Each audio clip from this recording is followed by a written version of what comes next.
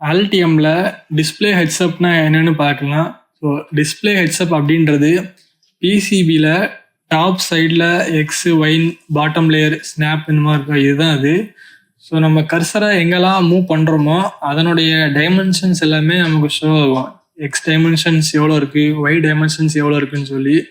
Sometimes இது வந்து ஆஃபில் இருக்கும். இதை எப்படி ஆன் பண்ணுறதுன்னு பார்க்கலாம்.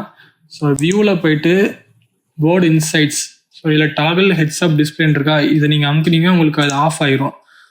ஸோ அதுக்கு ஷார்ட்கட்டுமே இருக்குது, ஷிஃப்ட் ஹெச். ஸோ ஷிஃப்ட் ஹெச்சை நீங்கள் கீபோர்டில் அமுக்குனீங்கன்னா உங்களுக்கு ஆன் ஆகும், ஆஃப் ஆகும். ஸோ இதான் இது.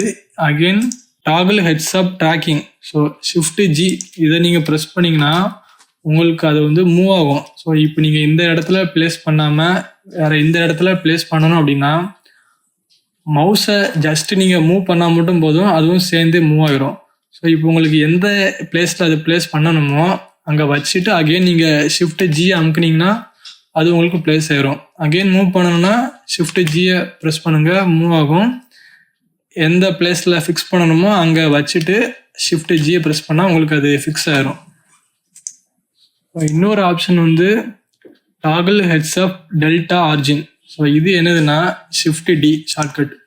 ஸோ ஷிஃப்ட் டியை ப்ரெஸ் பண்ணிங்கன்னா இந்த டிஎக்ஸ் டிஒய்ன்னு இருக்கா அந்த வேல்யூஸ் வந்து ஹைட் ஆயிரும். அதுக்காக தான் இந்த ஆப்ஷன். வேல்யூஸ் வந்து எல்லாமே மில்லிமீட்டரில் ஷோ ஆகுது. இது நீங்கள் மில்ஸுக்கு மாற்றணும்னா கீபோர்டில் கியூவை ப்ரெஸ் பண்ணால் மாறிடும்.